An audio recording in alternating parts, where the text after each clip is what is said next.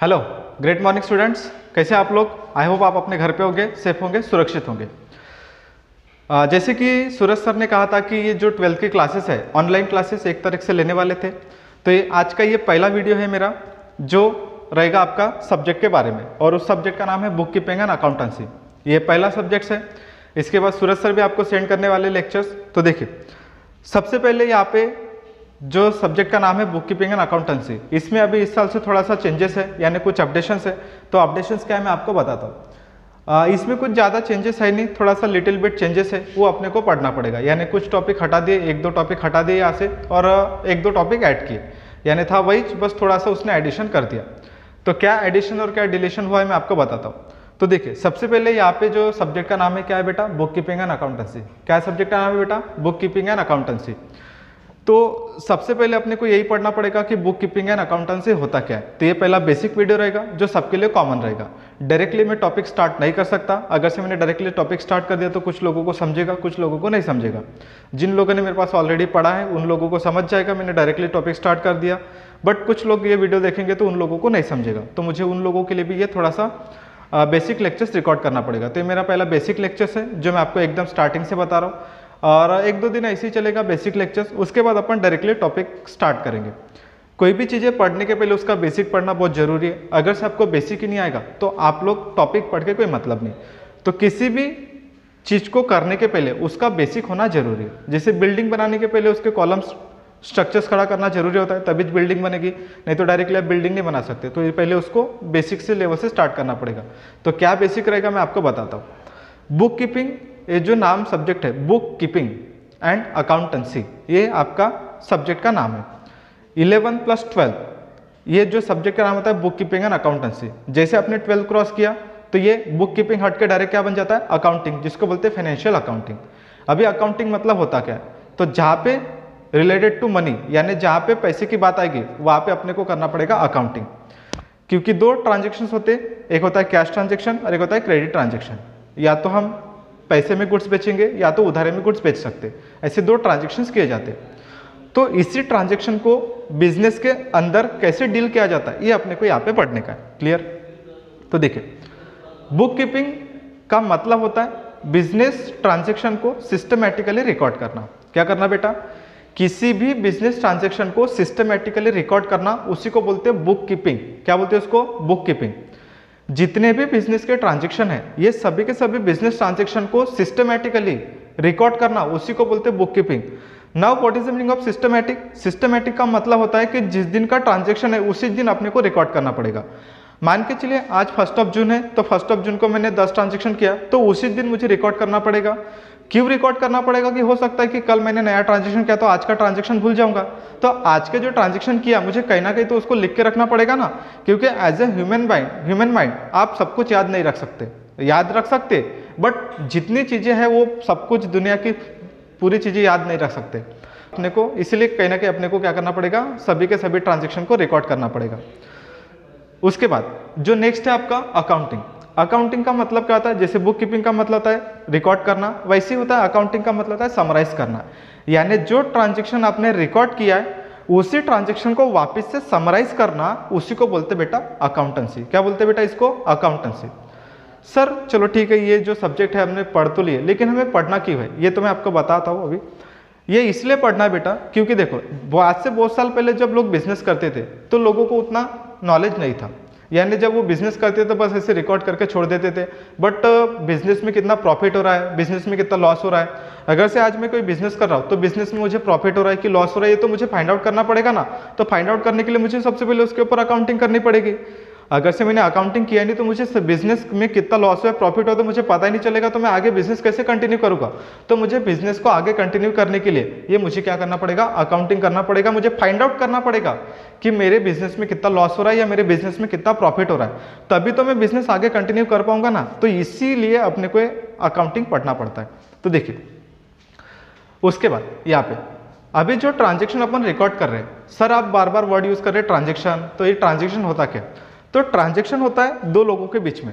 जैसे for example मैं seller और आप बायर, तो मैंने कोई गुड्स बेचा तो आपने कोई खरीदा है, तो दो लोगों के बीच में क्या हुआ बेटा? ट्रांजेक्शन। अब ये ट्रांजेक्शन जो होता है वो दो तरीके से किया जा सकता है। ट्रांजेक्शन अभी ट्रांजेक्शन हो सकता है, एक होता है कैश ट्रांजेक्शन, कौन सा होता है बेटा, कैश ट्रांजेक्शन, और एक होता है क्रेडिट ट्रांजेक्शन। मतलब दो तरीके से ट्रांजेक्शन किया जा सकता है, एक होता है कैश ट्रांजेक्शन और एक होता है क्रेडिट ट्रांजेक्शन। यानी आपने कोई गुड्स खरीदा या आपने कोई सर्विस खरीदा तो या तो कैश में हो सकती है या तो क्रेडिट में हो सकते हैं। यानी ट्रांजेक्शन या तो कैश में किया जा सकता है या तो क्रेडिट में किया जा सकता है, इसके अलावा दूसरा ट्रांजेक्शन नहीं है। दो ही टाइप के ट्रांजेक्शन है, एक होता है कैश ट्रांजेक्शन और एक होता है क्रेडिट ट्रांजेक्शन। कैश ट्रांजेक्शन का मतलब होता है कि आज मैंने आपसे कोई गुड्स बेचा और आपने उसको खरीदा तो आपने मुझे तुरंत पैसा दे दिया, तो इसको बोलेंगे कैश ट्रांजेक्शन। क्रेडिट ट्रांजेक्शन का मतलब होता है कि आज मैंने आपसे कोई गुड्स बेचा तो आपने मुझे बोला कि सर मैं आपको 1 महीने बाद पैसा दूंगा या दूंगी, तो उसको बोलते हैं क्रेडिट ट्रांजेक्शन। तो ऐसे दो टाइप के ट्रांजेक्शन है जो अपने को अकाउंटिंग में पढ़ना पड़ेगा। अभी ये तो हो गया आपका बेसिक, लेकिन अकाउंटिंग में सबसे ज़्यादा जो बेसिक लगता है वो है आपका डेबिट और क्रेडिट, क्योंकि अकाउंटिंग में जिसको डेबिट और क्रेडिट नहीं समझेगा तो उसको अकाउंटिंग समझ नहीं सकता है। तो अकाउंटिंग का जो बेसिक रूल होता है वो होता है डेबिट और क्रेडिट, क्योंकि 3 टाइप के रूल्स होते हैं, वो rules upon one by one पढ़ेंगे। वो क्या रहेंगे, कैसे रहेंगे, मैं आपको बताता हूँ। तो सबसे पहले 2 चीज़ें अपने को पढ़ना है। तो एक तो है आपका पहला डेबिट, कौन सा बेटा, आपका डेबिट ट्रांजेक्शन, और एक होता है क्रेडिट ट्रांजेक्शन। डेबिट क्या होता है और क्रेडिट क्या होता है मैं आपको बताता हूँ। तो डेबिट को शॉर्ट में लिखा जाता है DR और क्रेडिट को शॉर्ट में लिखा जाता है CR। डेबिट का मतलब होता है आपके बिजनेस के जितने भी ट्रांजेक्शन्स है, यानी जैसे for example all expenses, losses, all expenses and losses, ये क्या हो जाएगा आपका डेबिट। और क्रेडिट का मतलब क्या था, ऑल इनकम एंड प्रॉफिट, ये क्या हो जाएगा आपका क्रेडिट हो जाएगा।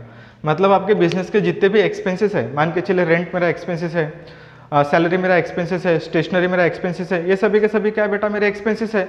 तो जितने भी एक्सपेंसेस मुझे एक साइड में लिखना पड़ेगा और जितनी भी मेरी इनकम है वो मुझे एक साइड में लिखना पड़ेगा, तभी तो मुझे पता चलेगा कि मेरे एक्चुअल में मुझे पैसा कितना कमाया, मेरे पास कितना खर्चा हुआ है, तभी तो मुझे पता चलेगा प्रॉफिट और लॉस। तो प्रॉफिट और लॉस निकालने के लिए सबसे पहले आपको एक्सपेंसेस साइड में नोट करना पड़ेगा, उसके बाद लॉसेस जितने भी आपको एक साइड में लिखने पड़ेंगे, जिसको बोलते हैं डेबिट साइड लिखने पड़ेंगे, और आपके बिजनेस की जितनी भी इनकम्स है वो इनकम को आपको वन साइड लिखना पड़ेगा, और उसके बाद पता करना पड़ेगा कि आपकी इनकम कितनी है और आपके एक्सपेंसेस कितने। इनकम ज़्यादा एक्सपेंसेस कम है तो प्रॉफिट निकलेगा, एक्सपेंसेस ज़्यादा है तो इनकम कम है तो क्या निकलेगा, लॉस निकलेगा। तो ये इसका बेसिक मतलब होता है। तो डेबिट और क्रेडिट क्लियर हुआ। तो डेबिट और क्रेडिट क्या होता है, तो डेबिट का मतलब होता है कि बिजनेस के जितने भी आपके एक्सपेंसेस है, पूरे खर्चे, यहाँ पे मैं बात किसकी कर रहा हूँ बेटा, एक्सपेंसेस की बात कर रहा हूँ, पर्सनल एक्सपेंसेस नहीं। यहाँ पे हम किसकी बात कर रहे हैं, बिजनेस एक्सपेंसेस। सिर्फ और सिर्फ किसकी बात करेंगे बेटा, हम लोग बिजनेस एक्सपेंसेस की बात करेंगे। पर्सनल एक्सपेंसेस रिकॉर्ड करना अकाउंटिंग का कोई भी रूल ऐसा है नहीं, ये सिर्फ और सिर्फ किसके लिए बेटा, बिजनेस के लिए, क्योंकि हम अकाउंटिंग किसके लिए पढ़ते हैं, बिजनेस के लिए ही पढ़ते हैं, तो हमें यहाँ पे पढ़ना पड़ेगा बिजनेस के एक्सपेंसेस। उसके बाद लॉसेस, तो लॉसेस भी अपने किसके एंगल से पढ़ना पड़ेगा, आपको बिजनेस के एंगल से पढ़ना पड़ेगा, क्योंकि जो भी हम रिकॉर्डिंग करेंगे वो किसकी करते हैं बेटा, बिजनेस की ही करते हैं। उसके बाद नेक्स्ट है आपका इनकम, ये भी आपके बिजनेस की इनकम है। जैसे फॉर एग्जांपल मैं आपको पढ़ा रहा हूँ तो आप लोग मुझे पैसा देंगे या फीस देंगे, ये मेरी क्या बेटा इनकम है। और उसके बाद प्रॉफिट, प्रॉफिट मान के चले मैंने कोई गुड्स बेचा या मैंने सामान बेचा, मान के चले मैंने एक पेन बेचा और पेन 10 रुपये का है तो मैंने आपको 12 में बेचा, तो ये क्या हो गया, 2 रुपये मेरा प्रॉफिट हो गया। तो ये भी मुझे क्रेडिट साइड में रिकॉर्ड करना पड़ेगा। डेबिट साइड में एक्सपेंसेस आते तो क्रेडिट साइड में क्या आएगी, इनकम। अपोजिट रूल लगता है, डेबिट का अपोजिट क्या होता है, क्रेडिट। अपोजिट रूल जैसे प्लस माइनस होता है वैसे क्या होगा, डेबिट क्रेडिट, एक प्लस तो एक माइनस। क्लियर इतना, देखिए एक्सपेंस का अपोजिट इनकम, लॉसेस का अपोजिट प्रॉफिट, ये आपको अपोजिट साइड में लिखना पड़ेगा। अगर से आपने लॉसेस डेबिट में लिखा है तो प्रॉफिट आपको क्रेडिट में लिखना पड़ेगा। एक्सपेंसेस अपने डेबिट में लिखना क्या है, वो आते ही डेबिट में, और उसके बाद इनकम आएगा आपका क्रेडिट साइड में। ये क्लियर हुआ, ये हो गया आपका थोड़ा सा बेसिक डेबिट और क्रेडिट। अभी डेबिट और क्रेडिट का अप्लाई कहाँ पर करना है, कैसे अप्लाई करना है, कि जैसे फॉर एग्जांपल रेंट डेबिट होता है तो क्यों होता है, एक्सपेंसेस डेबिट किए जाते क्यों किए जाते, उसके बाद इनकम क्रेडिट में क्यों जाती है, प्रॉफिट्स क्रेडिट में क्यों जाते हैं, ये सब क्यों का जो आंसर है ये अपन अभी थोड़ी देर में पढ़ने वाले। क्योंकि जब आप अकाउंटिंग पढ़ेंगे तो अकाउंटिंग में बहुत बेसिक लेक्चर है जो है 3 रूल्स। अकाउंटिंग के जो गोल्डन रूल्स माना जाता है उसको बोलते हैं, क्योंकि वो रूल के बिना आप अकाउंटिंग कर ही नहीं सकते, जिसका नाम है real account, personal account, nominal account. ऐसे कितने रूल है बेटा, 3 टाइप के रूल है। चौथा रूल अभी तक निकला नहीं है, ना निकलेगा। 3 ही रूल है। कोई भी बिजनेस का क्लासिफिकेशन है 3 ही रूल में क्या आ जाता है, एक होता है पर्सनल अकाउंट, रियल अकाउंट और नॉमिनल अकाउंट। ऐसे 3 टाइप के रूल्स होते हैं, वो अपन नेक्स्ट वीडियो में डिटेल में पढ़ेंगे। आज मैं आपको सिर्फ इसके बारे में थोड़ा सा बताता हूँ। पर्सनल अकाउंट जहाँ पे पर्सन टू पर्सन ट्रांजेक्शन होगा, जैसे आप और मैं, ये दोनों के बीच में क्या हो रहा है, ट्रांजेक्शन हो रहा है। ये हो गया पर्सन अकाउंट। पर्सन में क्या आते हैं, जैसे आप और मैं, ये दोनों बीच दोनों क्या है बेटा, पर्सन है, तो दोनों के बीच में जब ट्रांजेक्शन होगा तो हो गया पर्सनल अकाउंट। उसके बाद जो सेकंड है रियल अकाउंट। रियल अकाउंट में क्या आता है, कैसे आता है, मैं आपको शॉर्ट में बताता हूँ, बट डिटेल में अपन नेक्स्ट वीडियो में पढ़ेंगे। रियल अकाउंट में आता है कैश गुड्स असेट्स। क्या आते हैं बेटा, कैश गुड्स असेट्स, ये आता है रियल अकाउंट में। और उसके बाद नेक्स्ट आता है बेटा आपका नॉमिनल अकाउंट। नॉमिनल अकाउंट में जो पर्सन और जो रियल में नहीं आता वो किस में आएगा, नॉमिनल अकाउंट में आता है। जैसे उसमें क्या आता है तो मैं आपको बताता हूँ, एक्सपेंस लॉसेस, प्रॉफिट और इनकम, ये सब किस में आएंगे बेटा, नॉमिनल अकाउंट में आएंगे। इसका डिटेल एक्सप्लेनेशन मैं आपको बताऊंगा नेक्स्ट वीडियो में। ये रूल ही अपन, ये जो नेक्स्ट वीडियो रहेगा ये आपका रूल के ऊपर रहेगा, जिसमें मैं आपको डिटेल में बताऊंगा कि डेबिट की होता है, क्रेडिट की होता है। अगर से आपने इसको देख लिया तो आपका अच्छे से बेसिक हो जाएगा। उसके बाद ये हो गया आपका। और हाँ, ये जो वीडियो है ये सिर्फ और सिर्फ इंग्लिश मीडियम वालों के लिए, ये मत समझिए कि ये मराठी मीडियम वालों के लिए नहीं है। आप इसमें से भी पढ़ सकते हैं। जो भी ये वीडियो मतलब मेरे जो स्टूडेंट्स हैं मराठी मीडियम वाले, उन लोगों के लिए भी मतलब कहीं ना कहीं अभी लेक्चर्स रिकॉर्ड करना पॉसिबल है नहीं मराठी में। तो जैसे अपने फिजिकल क्लासेस स्टार्ट हो जाएंगे तो वैसे मराठी मीडियम का कोर्स आगे बढ़ेगा। लेकिन ये जो वीडियो मराठी मीडियम वाले देख रहे होंगे या हिंदी मीडियम वाले देख रहे होंगे, तो उन लोग ये वीडियो देख के आप थोड़ा पढ़ने की कोशिश कीजिए। समझेगा नहीं समझेगा वो छोड़ दो, बट आप देखो और उसको समझने की कोशिश करो तो आपको थोड़ा सा समझेगा। बाकी आपका सिलेबस कैसे होगा मेरे ऊपर छोड़ दो, मैं आपको करा के दूंगा। फिजिकल क्लासेस जब स्टार्ट हो जाएंगे, जब तक ऑनलाइन तब तक चलेगा, जब तक लॉकडाउन है, मतलब जब तक क्लासेस शुरू नहीं होते तब तक लॉकडाउन है। उसके बाद पढ़ने का तरीका क्या रहेगा, कैसे रहेगा, मैं आपको बताता हूँ। पढ़ने का तरीका कुछ इस तरीके से रहेगा कि डेली बेसिस पे मैं आपको आधे आधे घंटे के लेक्चर्स रिकॉर्ड करते जाऊंगा और आपको सेंड करूंगा। जैसे मैंने लेक्चर सेंड किया तो आपको उसको डेली बेसिस पे पढ़ना है। अगर से आपने नहीं पढ़ा तो ये मैं उसके लिए आप कुछ बोल नहीं सकता, मतलब मैं स्क्रीन में से घुस के आपको मार नहीं सकता, क्योंकि आप मुझे देख रहे बट मैं आप लोगों को देख नहीं सकता। तो आप लोगों को खुद के अंदर डेडिकेशन लाना पड़ेगा। अगर से आपको प्रैक्टिकल सब्जेक्ट में अच्छे खासे मार्क चाहिए, मतलब आप लोगों को अच्छा खासा स्कोरिंग करना है, तो आप लोगों को कहीं ना कहीं डेली बेसिस पे प्रैक्टिस करना पड़ेगा। ये कंपलसरी है, उसके बिना कोई ऑप्शन है नहीं। अभी लॉकडाउन है, पिछले 2-2.5 महीने से तो पढ़ाई एकदम स्टॉप हो चुकी है, तो इसको थोड़ा सा रिज्यूम कीजिए, स्टार्ट कीजिए, धीरे धीरे सही लेकिन स्टार्ट कीजिए, आराम से हो जाएगा। अभी भी 6 महीने अपने हाथ में है, 6 महीने में आराम से आप स्टडी कर सकते हो। इसका आप टेंशन मत लीजिए, सिलेबस होगा नहीं होगा ये हमारे ऊपर छोड़ दीजिए, सिलेबस कंप्लीटली हो जाएगा, उसका आप टेंशन मत लीजिए। बट आपको डेली बेसिस पे थोड़ा लॉयल्टी के साथ घर पे डेली बेसिस पे प्रैक्टिस करना है। जितने भी क्वेश्चंस मैं आपको वीडियो के थ्रू पढ़ाऊंगा वो आप लोगों को खुद से करना है।